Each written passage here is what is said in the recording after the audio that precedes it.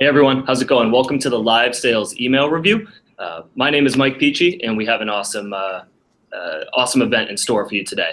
So what this session is all about is we took all of your emails that you submitted, and we're going to break them down today. I'm joined by a very special guest, and we're going to look through these emails. We're going to give you some real nice, actionable tips and feedback on how we can make these really great.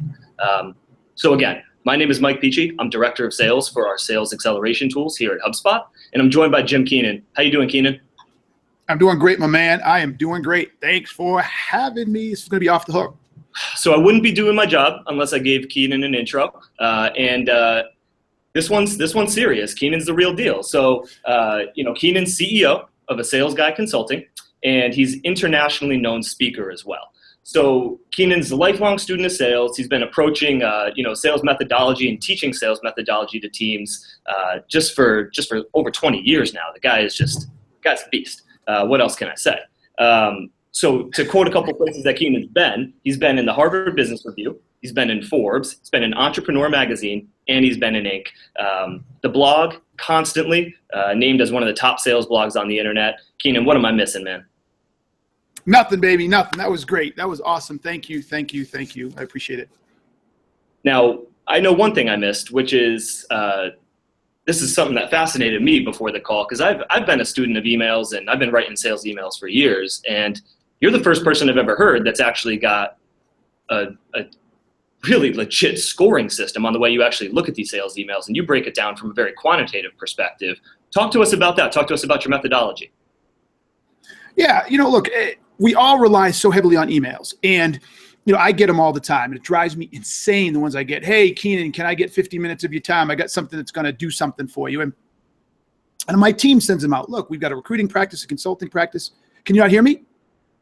Oh, no, I can hear you. Oh, okay, sorry. I can't see any slides, so I'm just asking to see a little bit of seeing a little slide action. That's all. So I just got frustrated. So, I did some writing on this. I did some research on it as well about what gets people's attention. And one of the main essences of attention is intrigue. I have an ebook on it, A Sales Guy U. If you're interested, go there. I can share that with you later. But and so I started saying, okay, what is the critical elements of an email? I just said, what is it? And I started whiteboarding and moving all around, and I came up with 8 key elements. And I'm like, all right, if an email has all of this stuff, it's got to be a great email, right? So I sat down and wrote what they meant, and really it came out to these 8 things, right? The subject line, which obviously is clear because we all get it, but then intrigue.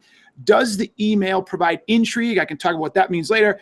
Is there an offer in the email, and is the offer good? Is there an ask or a call to action, and is it good? Then the overall value, and that is an equation. It is the ask minus the value you're giving them equals X, right? And you got to be giving more value than you're asking for. And then, of course, the length of the email, the relevance of who you're sending it to, and the readability. And I score across those. And when you say the offer, you're not talking about the product that somebody's selling or what somebody's pushing out there. That's kind of different.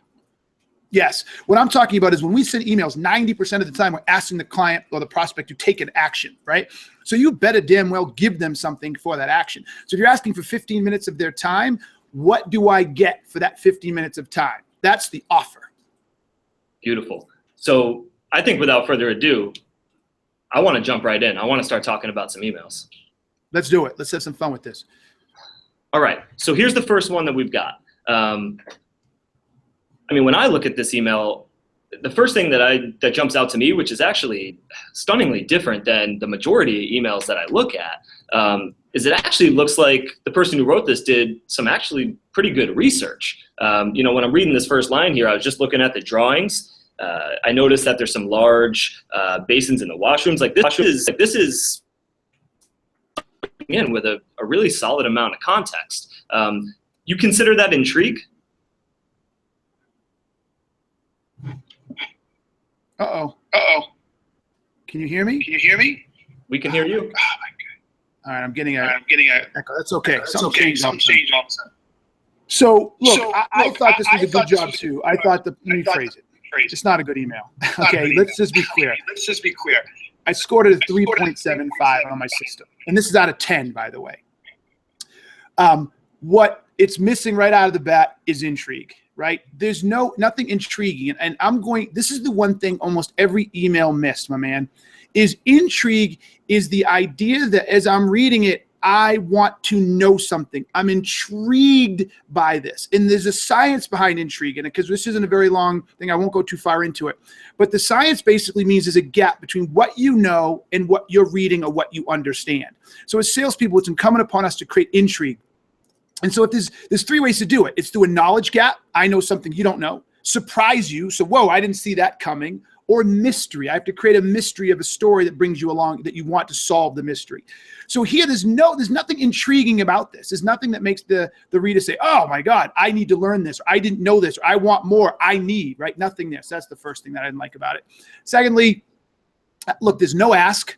Where's the ask? I mean, it's would you be likely looking at a detail designer in the washroom? What kind of ask is that? What am I supposed to do with it? Am I supposed to call you, go to your website, schedule a meeting? Like what? And then where's the offer? I mean, so it's really rough one from all those standpoints.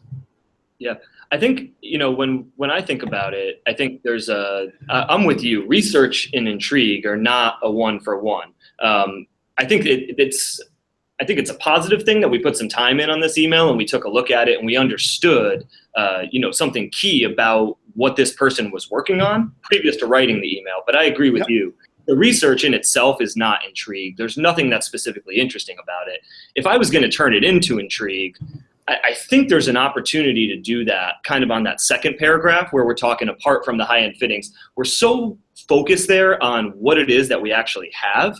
And I think that there's a real opportunity in that second paragraph to start building that intrigue based on, I think the question that the person who wrote this email might have asked themselves is, why should this person care about how I can help them? How does the way that I'm going to help them actually make their life better? What is the actual benefit to this person? And I think that was the spot where we really could have hit it.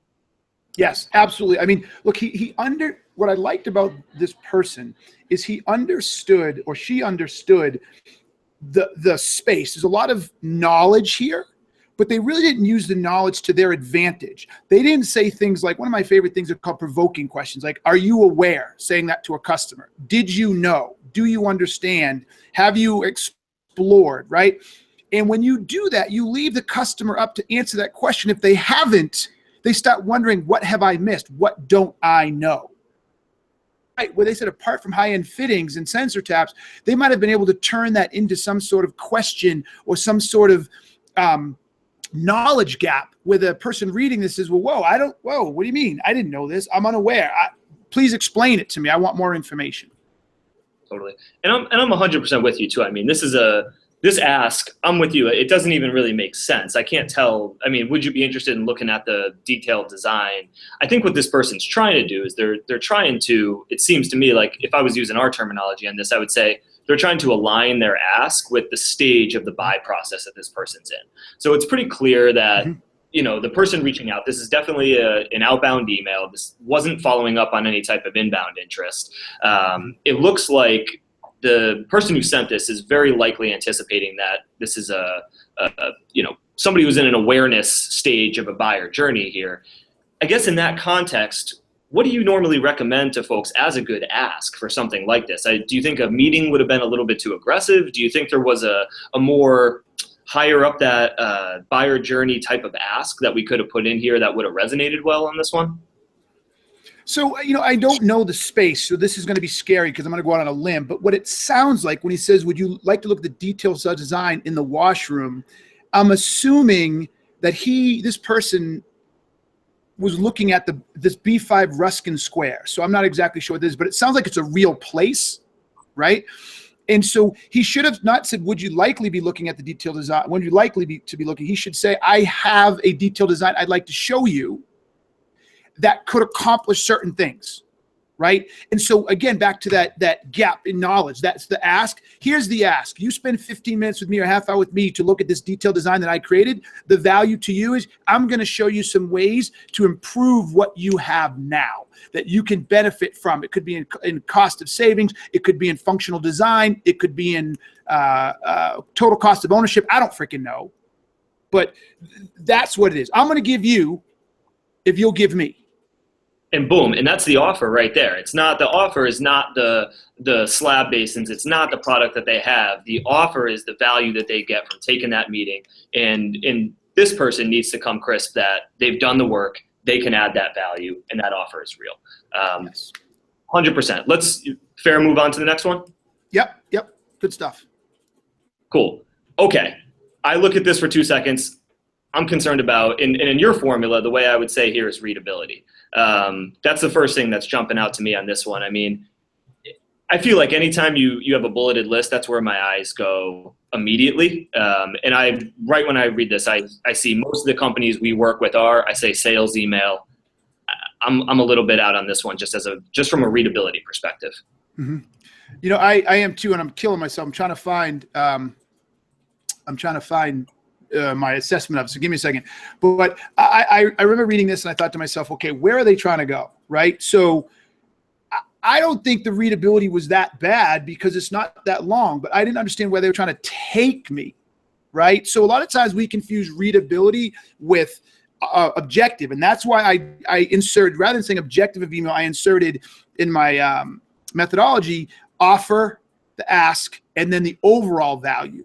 Right. So I can compare the two, because that always drives you in the direction you want to go. I just didn't understand where they were trying to go with it. Yeah, I totally understand that. I mean, there's really to your point here, like there's no ask. It seems like what the concept on this one is to get somebody to go to check out their website. Yep. And from a sales perspective, I'm just not sure what that exactly accomplishes. That feels like you're throwing away most of the folks that you want to be engaging with, to me at least. Mm-hmm. And I thought it was interesting. Most of the companies we work with are. I thought this was interesting, and this is what I would tell people with this one, right? All of these things here should not have been described as things they did with other companies, but they should have been turned into problem sets.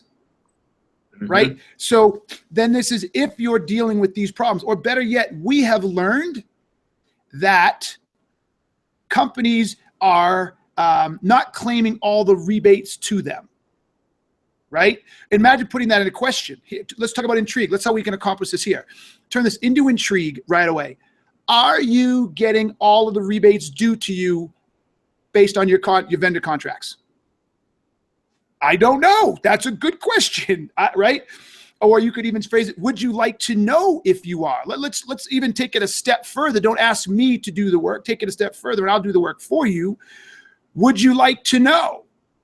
Right? You could do that for many of these problems that we solve. And now I'm creating intrigue and I'm highlighting problem sets that customer could be having. So now I'm connecting to the buyer's business world and engaging them to be like, look, if you want to find this information out, you'll give me, well, there's no real ask here, but you'll give me time, or you'll go to my site and download the deal track, whatever it is I'm trying to get you to download. Right?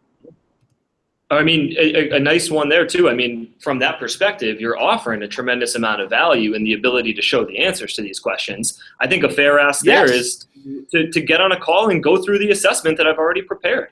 Hey, I've already prepared an assessment and I'm showing you all these figures of what you're actually doing. I need a couple of inputs to complete it, and we can actually achieve that pretty quickly. Would you be willing to participate?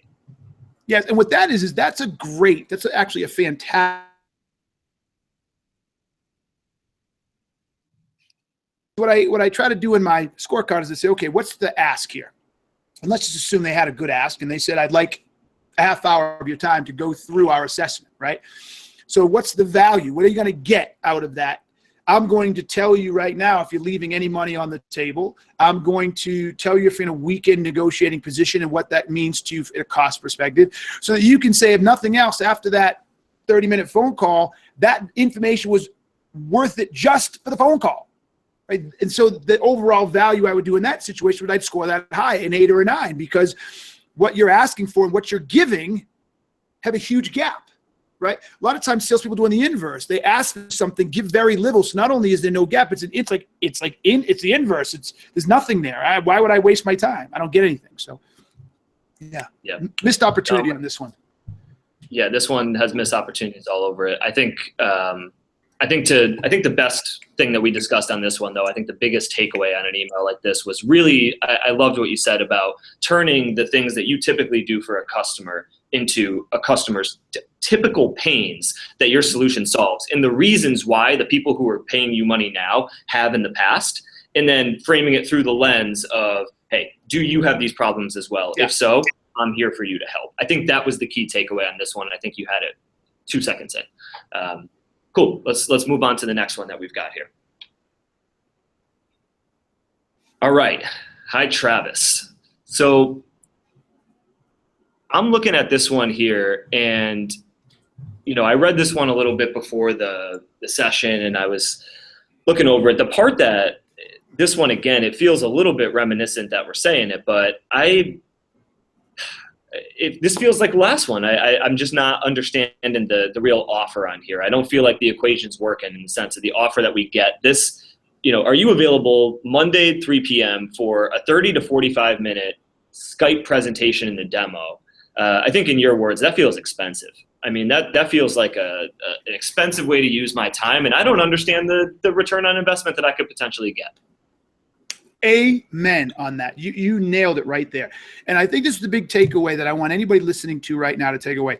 The most important 3 elements of an email, if you had to weight them, are the value, the ask, and the intrigue. Those are the 3 most important. The intrigue gets them to read it, the value gets them engaged, and the ask gets them to action, right? That's how you break them down. So this really has none of that. There's nothing intriguing here whatsoever. Like, a lot of the words people use for intrigue is, well, why do I care? Why do I need to read this? What's going to get this email to me to stop in my day and read it? I gave it a 1 for a 1 for intrigue. I gave it a 1 for offer. I gave it, oh my gosh, why did I do that? I gave it a 7 for ask, right? You're going to like, well, why'd you give it a 7 for ask? Because he has a real clear ask. Like the ask, like that's the other reason I did this. Right? We have a tendency to allow things to blend together, and we ding things that don't need to be dinged and overcompensate. So when I looked, it's an awful email, but the ask as a line item is solid, right? It's October 7th at 3 p.m. for 30 to 45 minutes for a free trial. I mean, I don't know how much better of an ask you can create, right? But this is the interesting part. When I did the overall value, again, that is the ask minus the value, right? I gave it a 1 because you're asking, as you just pointed out, you're asking for a lot and you're giving basically nothing, right? And if you are giving something, if this free trial thing is really valuable, then you haven't explained why it's valuable to me in the email. So to me, it doesn't exist, right? So that's how I broke that one down. I mean, I think that breakdown really requires no much. I don't think it requires any more conversation. But I am interested in a specific piece in this because I think this is interesting. Just sending a quick introduction before calling.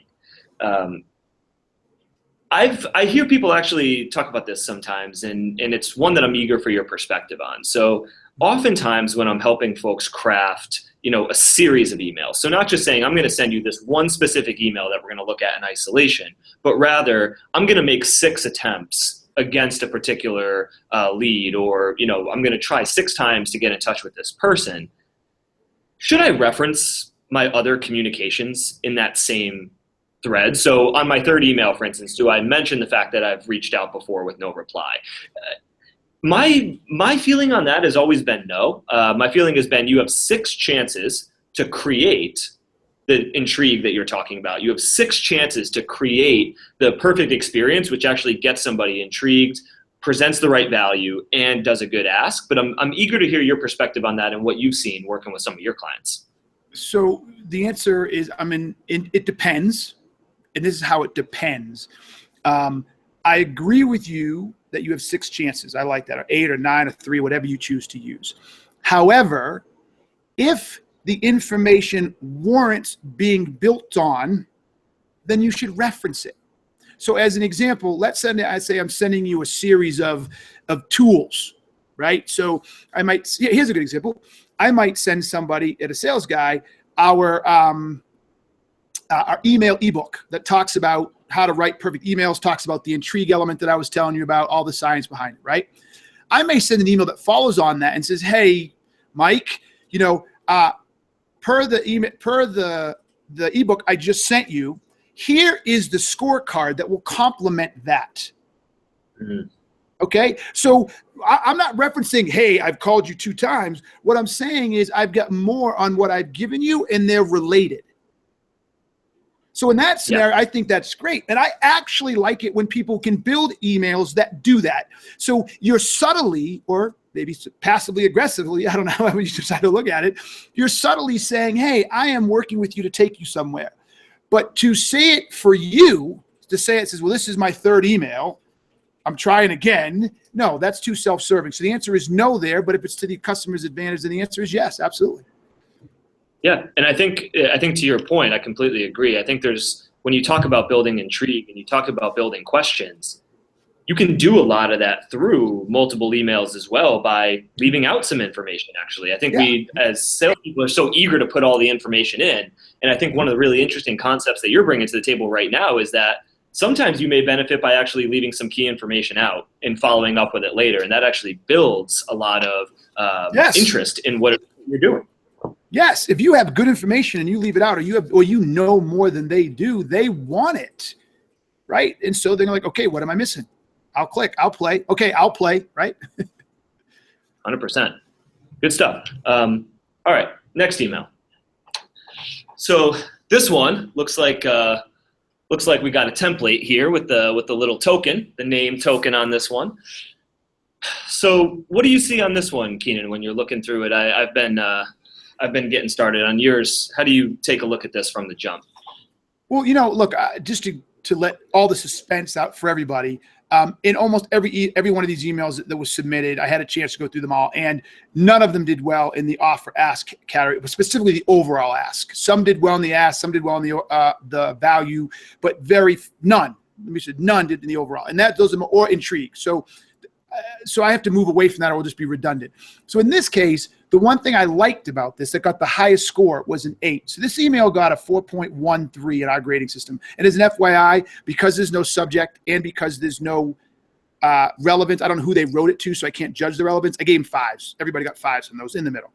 But even with those, this person got a 4.13. And they got an 8 on length. I thought this was excellent from a length perspective. I opened it up and didn't feel like, oh God, I got to read another one. I like the white space. I'm a big fan of white space in writing. So he's got a lot of quick paragraphs. So I felt like I get through it quickly. So that's what I liked about this one. Now, one thing that I am looking at, because I agree with you, I think a lot of these emails share very similar characteristics, and I think they're flawed in similar ways. So to beat on the same points would be a little overdoing it. But I think one thing that stuck out to me on this was almost a concept of like a free trial.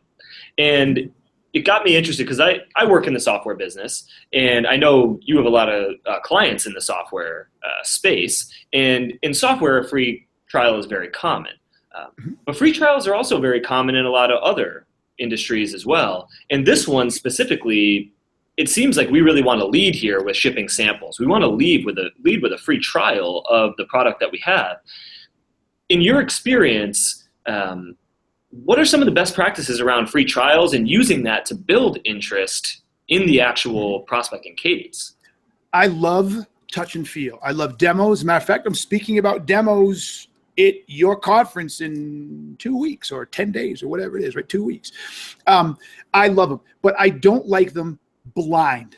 I don't like them without context. And so this person is just he's wasting the company's money. He's just sending these samples out without context. I think there needs to be an intermediate step here where he can say something like, I would like to send you some samples that would something, I don't know, that could, I don't know the value of their product, and that's hard, but that could limit the menu turnover. Maybe people throw away menus every, 6 weeks because they get dirty and gross, and that costs a lot of money, right? So maybe I'd like to send you samples that could extend the life cycle of your menus by 200%, therefore saving you X amount of dollars. But first, in order to do that, I'd like to talk about X. So use the sample and the value of the sample to get the meeting, get them to commit to the buying process, because sending people something before they commit to the buying process wastes massive amounts of time and money. Yeah. And I think the samples or the free trial or the demo, whatever you're getting for free, is also building on a part of your offer. And what it's doing, I think, within the context of the offer is saying, listen, you're going to get to touch and feel. You're going to get to understand this at a very deep level before I ever ask you to do anything. There's a tremendous amount of value that you're going to get up front and a real chance to fix a significant amount of your problems without any risk. Yep. And that offer sounds pretty compelling. Yes, but I don't necessarily know that until I get you on the phone. That's where I'm going with this. Notice here, he just wants to send it out. Right. And so imagine sending out these samples to every single person you send an email that writes back and says, okay. It may just end up in a pile on his desk for 6 months or a year. He may just throw them away. He's like, I don't know why I wanted these or whatever. So, but you use the idea of getting the free sample to get them to enter the buying process. And guys, I can't say how important this is. By getting him or her to respond to you because they want it, now you can find out, why would they even be a good customer in the first place? Why would they need to buy your menu covers versus somebody else? Do they even need menu covers? How big is the restaurant? How often do they order menus? How often do they change? Like, you need to know that stuff to determine if it's even worth sending the samples to the guy. You can't sell on samples is what I'm trying to say here. You cannot sell on samples. The samples are your hook, and that's all it is. It's your intrigue, yes. It's the hook, and it's contributing to your offer ultimately that you're making. But at the end of the day, that's a hook, and that's completely independent of the sales process you're going to run. I love it. Yes. Cool. Let's take a look at the next one that we've got coming up. That jumps right off the page to me. That's another readability nightmare right there. Yes. Right off the top. So this is one of the lowest scoring ones. She only got a 3.63. I say she because it just says Rachel and Amelia up there. I don't know who wrote it. So I gave it a 4 in readability, right? Probably could have got even less, but the English is poor. It doesn't tell a story, and it's stiff. So when I talk about readability, that's separate from length. With length, I gave it a 3, right? So this is another one of those examples. A lot of times people see it's really long, so its readability is off. Well, not necessarily, because readability is about tone. It's about the conversation. Is it conversational? Is it engaging? Is it light? Is it humorous? Is it catchy? The tone must not feel corporate, general, or generic, right?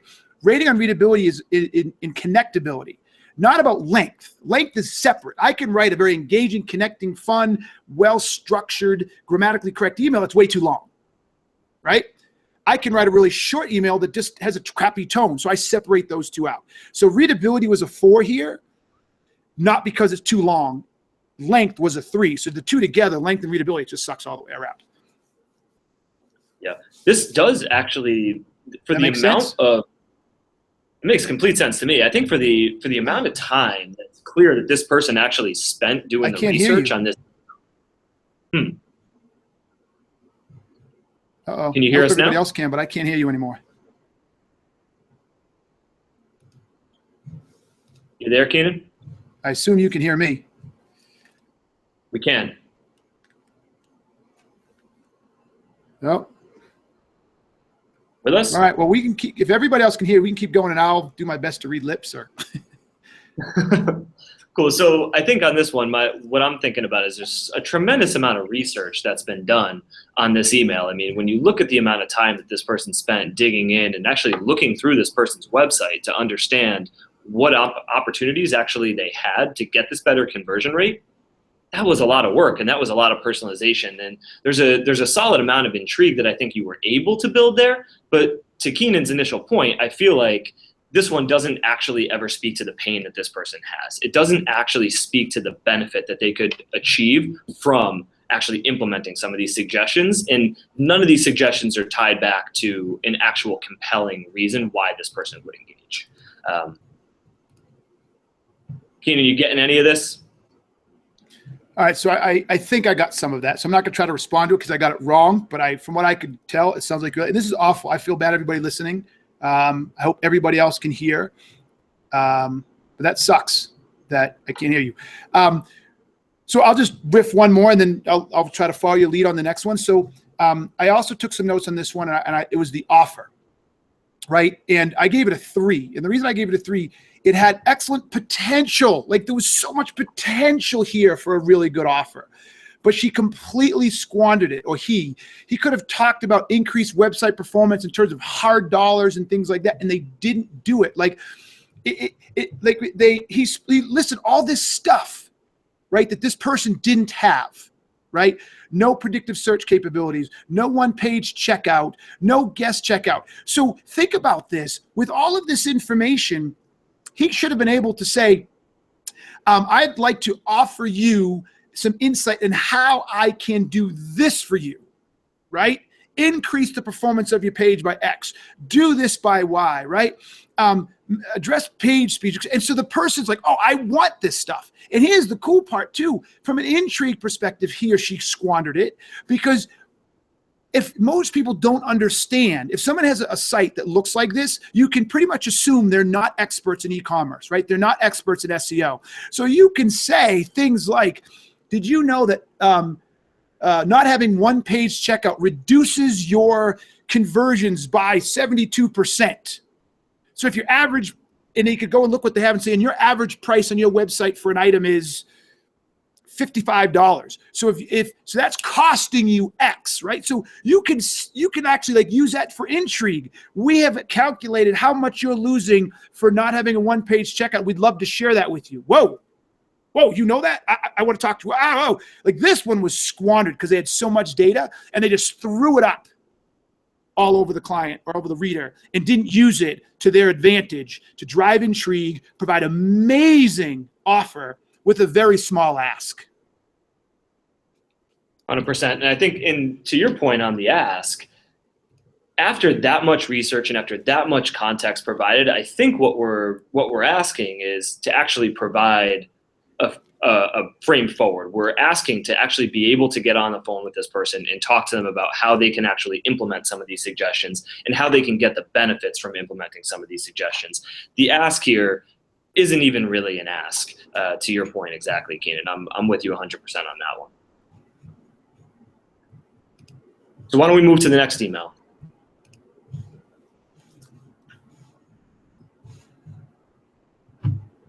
All right. Good morning, buddy. And it looks like we just had Keenan drop off. So we can kind of just riff through this one. Keenan, we got you back. How you doing, bud? I can hear you. Yes, I thought it was perfect timing. Switch emails, jump in, jump out. We're glad to have you back, my man. We're glad to have you back. Sorry about that. I have no idea what happened. All good. So we got a new email up. We're looking at this one. Good morning, chance to fix a significant amount of your problems without any risk. Yep. And that offer sounds pretty compelling. Yes, but I don't necessarily know that until I get you on the phone. That's where I'm going with this. Notice here, he just wants to send it out, right? And so imagine sending out these samples to every single person you send an email that writes back and says, okay.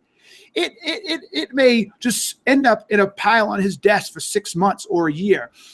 He may just throw them away. He's like, I don't know why I wanted these or whatever. So, but you use the idea of getting the free sample to get them to enter the buying process. And guys, I can't say how important this is. By getting him or her to respond to you because they want it, now you can find out, why would they even be a good customer in the first place? Why would they need to buy your menu covers versus somebody else? Do they even need menu covers? How big is the restaurant? How often do they order menus? How often do they change? Like, you need to know that stuff to determine if it's even worth sending the samples to the guy. You can't sell on samples is what I'm trying to say here. You cannot sell on samples. No. The samples are your hook, and that's all it is. It's your intrigue, yes. It's the hook, and it's contributing to your offer ultimately that you're making, but at the end of the day, that's a hook, and that's completely independent of the sales process you're going to run. I love it. Yes.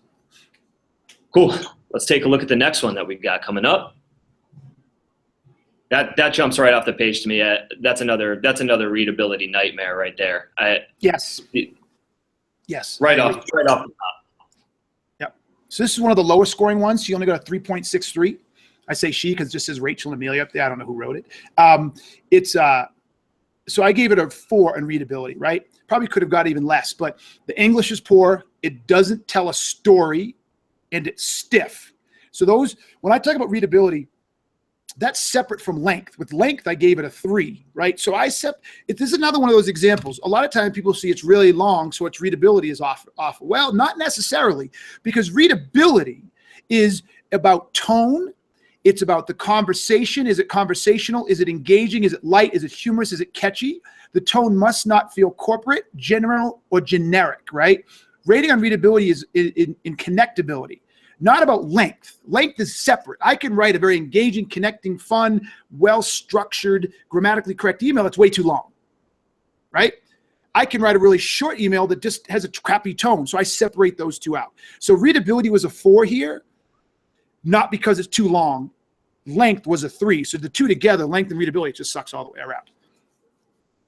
Yeah, this does actually, for the amount of, it makes complete sense to me. I think for the amount of time that's clear that this person actually spent doing the research on this. Uh-oh. Can you hear us now? Everybody else can, but I can't hear you anymore. You there, Keenan? I assume you can hear me. We can. No. With us? All right. Well, we can keep, if everybody else can hear, we can keep going, and I'll do my best to read lips. Or Cool. So I think on this one, what I'm thinking about is there's a tremendous amount of research that's been done on this email. I mean, when you look at the amount of time that this person spent digging in and actually looking through this person's website to understand what opportunities actually they had to get this better conversion rate, that was a lot of work, and that was a lot of personalization. And there's a solid amount of intrigue that I think you were able to build there. But to Keenan's initial point, I feel like this one doesn't actually ever speak to the pain that this person has. It doesn't actually speak to the benefit that they could achieve from actually implementing some of these suggestions. And none of these suggestions are tied back to an actual compelling reason why this person would engage. Keenan, you getting any of this? all right, so I think I got some of that. So I'm not going to try to respond to it because I got it wrong. But from what I could tell, it sounds like good. And this is awful. I feel bad, everybody listening. I hope everybody else can hear. But that sucks that I can't hear you. So I'll just riff one more, and then I'll try to follow your lead on the next one. So I also took some notes on this one, and it was the offer, right? And I gave it a 3. And the reason I gave it a 3, it had excellent potential. Like, there was so much potential here for a really good offer. But she completely squandered it, or he could have talked about increased website performance in terms of hard dollars and things like that, and they didn't do it. Like, he listed all this stuff, right, that this person didn't have, right? No predictive search capabilities, no one-page checkout, no guest checkout. So think about this. With all of this information, he should have been able to say, I'd like to offer you some insight in how I can do this for you, right? Increase the performance of your page by X. Do this by Y, right?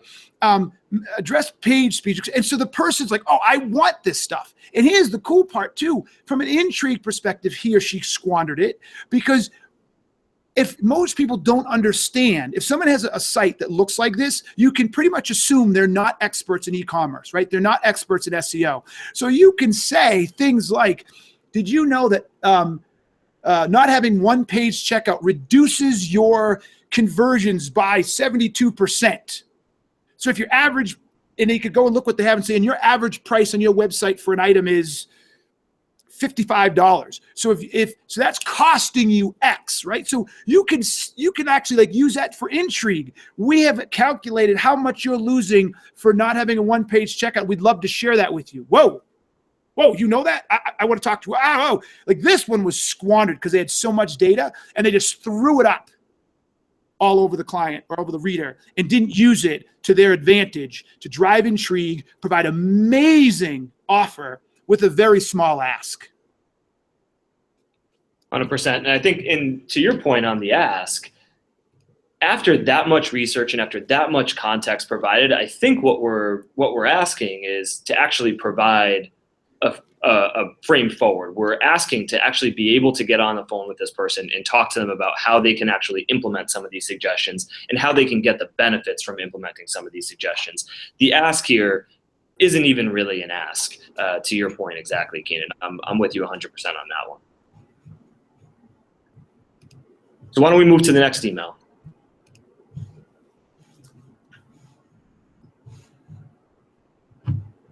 All right. Good morning, buddy.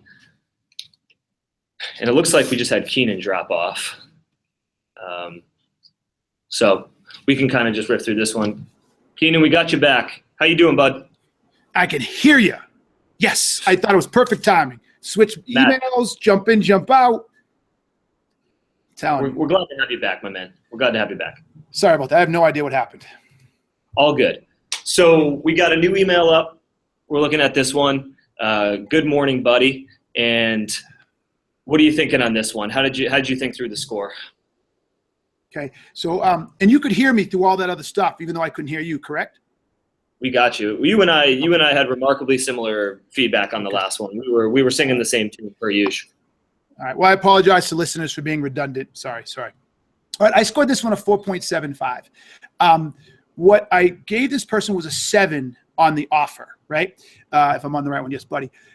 Doesn't know, what I wrote here was my notes were doesn't know the situation, so had to be too generic, could have positioned the offer better for the ask, how they could have saved as much as 95% or if they could save 95%, right? So I think there was some opportunities here to really, like, I thought the offer, what someone's going to get by participating. So look, where he says here, whether or not you're getting your electricity supply from ComEd or third party, we have some pretty aggressive pricing right now that we're able to offer more competitive pricing over 95% of the time. So rather than suggesting it, imagine turning around, and this whole email could have been shorter by 75%. I'd like to find out if we could save you money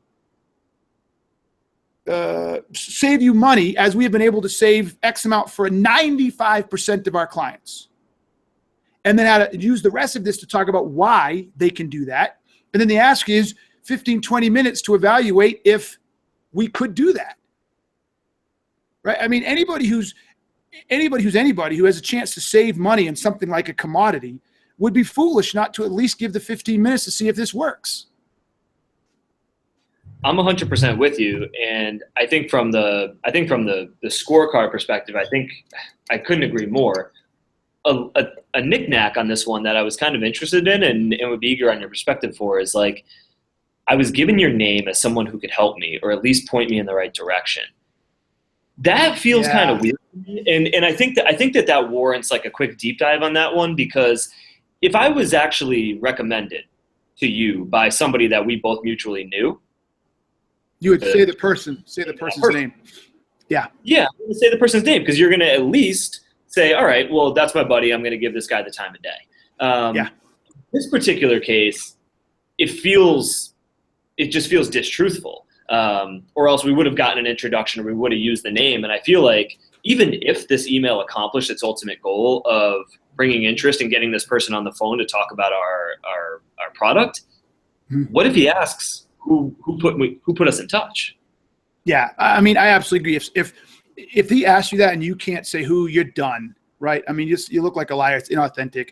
If you do know the person, you need to say who their name is. Look, this person is betting that it's going to get them through the door, and it's just a bad bet, and it's why people call salespeople slimy. So, I mean, just play on the up and up. And here's the other piece. I'll go back to it.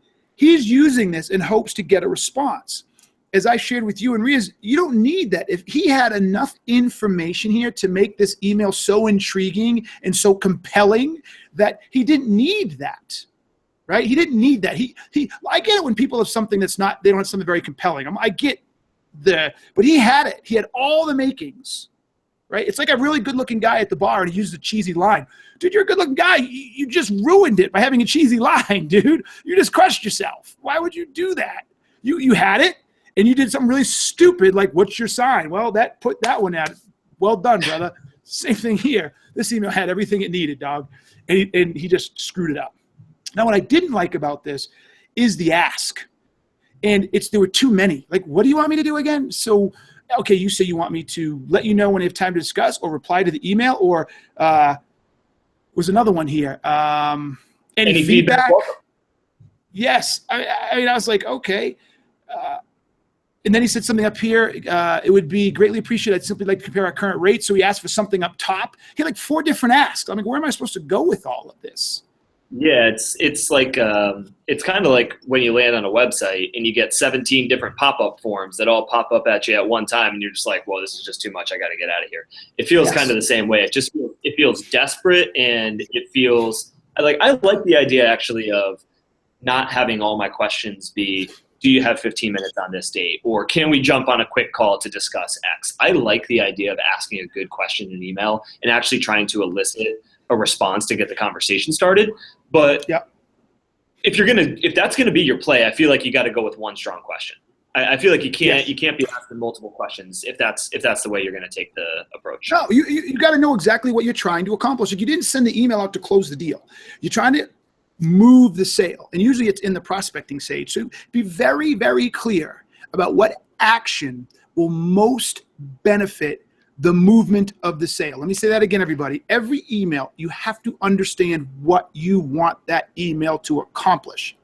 And it should be the most valuable next step in moving the sale.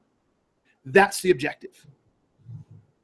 Right? I mean, this one had the best, as I look at my scoring, this one had the best overall value. I mean, because he had a lot here, and what he was asking for what you could give me was pretty good. He just did a really bad job, or she did a really bad job of setting it up. 100%. All right, speak at another one. This is the first thing that jumps out to me on this one. I know it's a quick one. That how many emails have we looked at so far that have start for I work for, my name is. There's just no value in any of that. Nope. There's nothing in there that does anything for anybody. Nothing. And this one, we're award-winning modern marketing agency with offices in Glasgow, London, and Ibiza. So, I mean, you can start with the problem. I mean, look, I'm not as crushed with this. I mean, look, somewhere you got to say what you do, right? I mean, I have to say what I do. So if you can get it in one half of a sentence, that's fine. But I'd rather you start with the problem. I don't want to create something intriguing, right? I mean, this is tough because I don't know what problems they solve, but I think the problem that they're solving on this one has got to just be it's the classic. It's making money for their client. It looks like it's advertising and it's helping them get new customers. Okay, so this is good. This is good, Michael. This is probably could be one of the deeper conversations we have. You just described what they do. But there's got to be 100, if not 1,000 different digital media companies that help you do the same thing, right? Help you with advertising. So when I ask, what is the value? What is it you do? You better explain to me what you do that I can't get somewhere else, right? That's what I mean by what do you do? Like if Ibiza Digital Media competes with Vayner Digital Media and competes with, freaking Czech Republic Digital Media. Okay, great. This is what digital media companies do. I have one. I don't need you. Click. You need to explain to me what is your unique value proposition. Why you have something I don't have now. Right? So I think she's trying to do that by saying 47,000 Facebook fans and 65,000 website visitors. So therefore, we can get you more exposure. We can get you more greater reach for less. I mean, I don't know, but she doesn't tell me in there. Yeah, or even what's the audience that's in those website visitors? Is it a different type of audience than you're being exposed to today? Is this a new type of customer that you currently don't have access through, likely through some of the channels that you have? This is a whole new market for you to be able to tap into, right? What's the difference between you and everything else that it is that you're doing? That's the key question. Amen. That was good. Yes. This doesn't do anything. It doesn't tell me what I get that I don't already have or I can't get anywhere else or whatever. Yeah. And again, on this one too, there's also no ask. I mean, let me know your thoughts. Yeah. Zero ask. This one was one of my lowest just one. No overall value, no ask, no offer, no intrigue. The length, I gave it a 7 because I think it's a pretty good length. Relevance, I don't know. And then readability, I gave it a 5 because it wasn't very good English, but it's not hard to read. So yeah, those are the two. The only thing I got was length. Everything else was awful. 1, 1, 1, 1, 1. Well, what we got next? This is the lowest scoring one. Yeah, this one's brutal. This is an absolutely brutal amount. The interesting thing about this one, though, so if we just take away the context of, this one actually does, to a certain degree, get a little bit closer to addressing some of the problems that you're talking about, like prevent costly slip and fall accidents, keep the lobby area dry and clean, increase guest care and satisfaction. Like, we're closer there. It feels like that's, if you're dealing with an iceberg, it feels like we're probably in the middle of the iceberg. There's probably a deeper base under there of profit. There's a deeper base under there of like retention of your guests, right? There's some. Yes, but remember, you're talking the value of the product. When I talk about value, I'm talking about the value of the ask for the email, right? Don't confuse the two. So when I say offer on an email, what I'm saying is whatever you're asking me to do in the email, do I get something in return? Not the offer of your overall product. Because it could be the most amazing. Look, those two can tie together. I get that. But he could have taken what he has here and said, I'd like 15 minutes to show you how we could reduce that. Okay, so 15 minutes in the ask of the email to learn how I can reduce costly slips and fall accidents. Okay, that's an ask, that's an offer. He's just talking about the overall offer's product, not what I get for responding to your email. Yes, and something like that could be, to some of the stuff we've kind of kicked around and we've seen in other emails that we reviewed so far, could be, hey, what I've got is I've got a toolkit that you can implement inside of your hotel to make sure that no matter what, you have at least a checklist to be mindful of what's going on here. I'll deliver you a checklist that is going to make you be at least conscious of this stuff. And by the way, if it turns out that you like some of these ideas and there's value to it, we have this product as well. But to your point, yes, what is the actual offer that we're giving that's not just a product? And I think that on this one, honestly, let's be real. I mean, it looks like this type of product is probably not extremely expensive. It doesn't look like this is the type of transaction that's like a large profit margin type of transaction. It looks like a business that is highly transactional. And I think it's just that even some of these things that we're talking about today, no matter if you're selling car insurance or something that just feels like it's price sensitive and it feels like it's a relatively easy transaction, these things are still, they may be exponentially more important in those contexts than contexts where what you're selling is actually differentiated and unique and blatantly different than your competition or something that someone's never seen before. No, you're right. And I mean, look, again, if you're assuming you're right, which I think you are, this is an expensive thing, it still doesn't preclude you from creating an email. But what I think they could use this email for is, I think, back to the intrigue piece. So, your ability to go out and do some research and find out what percentage of hotels find themselves in litigation or what the average hotel spends per year in costs related to slips and falls and accidents. Right? I'm sure you could find that on the web. And so there's the first piece from intrigue, right? I could imagine a subject line that says, did you know how much hotels lose in costly slips and falls per year?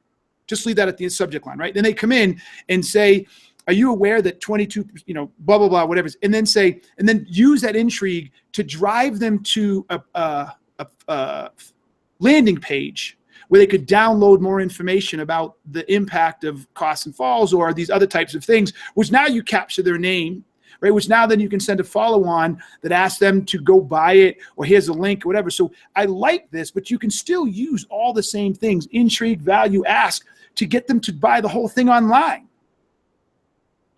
True that. And we haven't even talked about the portion of this email yet that's actually the most alarming and doesn't really stand out the second you look at it. There's actually a threat in this email. This person is legitimately threatening the person that they're prospecting into here. Kindly let me know how you feel about it to avoid weekly follow-ups and email. I mean, yes, I wrote. Yes, it's so funny you said that. It's a threat. I'm glad you brought that up because I would have missed it. In readability, my readability score, I gave it a 1, and the very first word I used was hostile, too direct, little interest or empathy for the reader. So I completely agree with you. That was a good catch. Good catch. I mean, that's on a whole different level than we were talking about before about referencing your other communication. I mean, that's a threat. I would never recommend putting a threat in my email. That just, under no circumstance do I think that that's the move. Because I think the only response you get, this might actually be an email that gets a pretty solid response rate, but it's not going to be the type of responses that this person's going to be able to work with. Yeah, no, not if they read the whole thing, like avoid, what are you going to do, pester me? Are you kidding? Is that what you're telling me? So no, I agree. Yep. All right, I think we got time for one more. Let's take a look at the last one here. Fantagram. This one was interesting. There's actually a lot. Yes. There's a lot in this one with Fantagram, and I remember this one. This was one of the cooler ones actually that we got the opportunity to look at. Mm-hmm. What were some of your takes as you went through this one and analyzed it through your system? Well, it's funny. My first take was, what a cool idea, right? So she has the value of having something that's very new. And so education is going to be a critical element in the sales process, which I don't think she did. She did a fairly decent job of educating. And I think she got the highest intrigue score out of anybody, because I think I gave everybody a 1 or 2. I actually gave this person a 3. I don't know why I called it a her, but gave this person a 3. And what I said here was, this was driven by uniqueness of the product, not in the email, how the email is crafted. Again, a great opportunity missed. So the intrigue came from the fact that she's selling something that doesn't exist. And she told a story, how it worked, which intrigued me. So she kind of got intrigued by default, like, wow, I've never heard of this. She could have done a much better job by saying anything like, how would you like the fans to compete for where your concerts go? Or the value, did you know that 22% more tickets are sold when fans decide where you play, right? And they're like, what do you mean fans